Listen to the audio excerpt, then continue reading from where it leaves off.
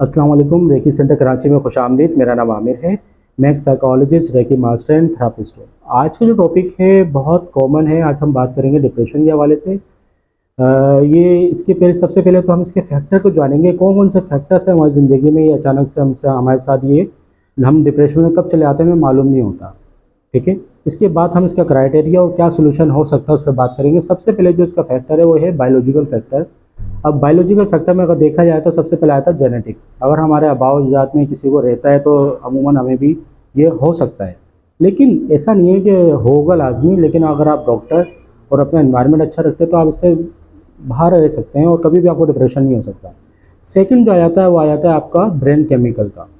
अगर आपकी ज़िंदगी में अल्लाह ना करे कोई हादसा होता है या कोई वजह होती है या फिर कुदरती तौर पे अगर कोई मसला हो जाता है तो ब्रेन केमिकल की वजह से भी आप डिप्रेशन में जा सकते हैं।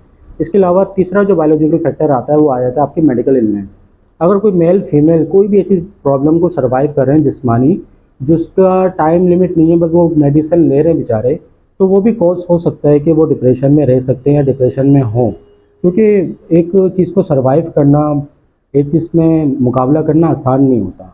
अच्छा, दूसरा जो इसमें फैक्टर है हमारा साइकोलॉजिकल फैक्टर है। साइकोलॉजिकल फैक्टर में अगर देखा जाए तो सबसे पहले आ जाता है आपकी पर्सनैलिटी कैसी है, आप खुद को अपने आप को रखते कैसे हैं, आपकी मसरूफियात क्या है, आप क्या अपनाते हैं, क्या बोलते हैं, क्या रहते हैं, किस तरह का आपका लाइफ स्टाइल है, सब कुछ आपकी पर्सनैलिटी में जचता है। जो इसकी वजह से भी हो सकता है कि आप डिप्रेशन में हो या अल्लाह करे ना हो। ठीक है। अच्छा, सेकंड जो आता है साइकोलॉजिकल फैक्टर में आ जाता है आपका नेगेटिव थॉट का। अब नेगेटिव थॉट में अगर देखा जाए तो अगर आप हर एक के हवाले से अपनी राय नेगेटिव रखते हैं तो हो सकता है आप डिप्रेशन में हो। चाहे आप बोलते हो, सोचते हो, किसी के बारे में किसी की राय रखते हो, तो अगर आपकी नेगेटिव है तो ये भी बहुत बड़ा कॉज हो सकता है डिप्रेशन में होने का। इसमें दूसरा आ जाता है, थर्ड आ जाता है साइकोलॉजिकल फैक्टर में बैड कॉपिंग स्टाइल। अगर आपका जो स्टाइल है वो हमेशा आप गलत अपनाते हैं हर चीज़ों को, तो ये भी बहुत बड़ा एक मेन फैक्टर है। साइकोलॉजिकल फैक्टर में जो लास्ट आ जाता है वो आ जाता है आपका अनहेल्थी लाइफस्टाइल का।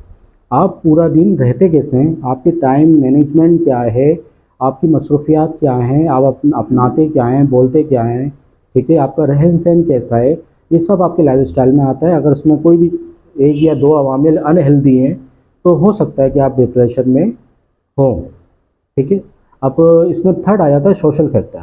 अब सोशल फैक्टर में अगर देखा जाए तो सबसे पहले आ जाता है जॉबलेस का। ठीक है। अगर अल्लाह ना करे किसी पर नौकरी नहीं है तो वो ऑलरेडी बेचारा एक स्ट्रेस एंजाइटी में रहेगा, तो मज़ीद वो डिप्रेशन में ही जाएगा बेचारा। ठीक है। अगर जॉब में स्ट्रेस बहुत है, काम का लोड ज़्यादा है और जॉब में प्रेशर बहुत है, तो ये भी एक बहुत बड़ा कॉज हो सकता है डिप्रेशन का। सेकंड जो इसमें आ जाता है सोशल फैक्टर में आ जाता है फैमिली इश्यूज़ का।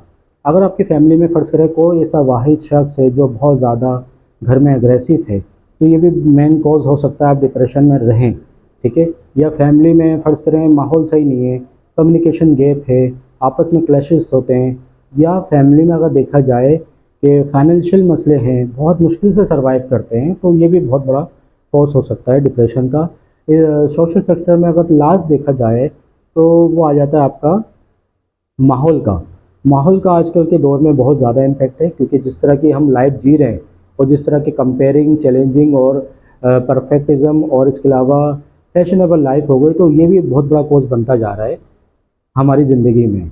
अगर जिस एरिया में हम लेते हैं वहाँ का माहौल कैसा है, फ्रस्ट्रेटेड है या बहुत ज़्यादा एग्रेसिव लड़ाई झगड़े वाला है, वहाँ पे ज़रूरत ज़िंदगी की बेसिक नीड अगर सही नहीं है तो वो भी एक बहुत बड़ा कॉज बनता है आपके डिप्रेशन में आने का। अब इसके क्राइटेरिया को जान लेते हैं। किन किन वजूहत से पहचान सकते हैं। अगर कोई शख्स, उसका मूड 2 हफ्ते या 3 हफ्ते तक बहुत खामोश है, चुपचाप बैठा हुआ है, दिलचस्पी नहीं ले रहा, तो हो सकता है वो डिप्रेशन में हो। या वो जिस कामों में दिलचस्पी लेता था उस कम काम को तमाम को तर्क कर चुका है, तो ये भी एक बहुत बड़ा मेन रीज़न है।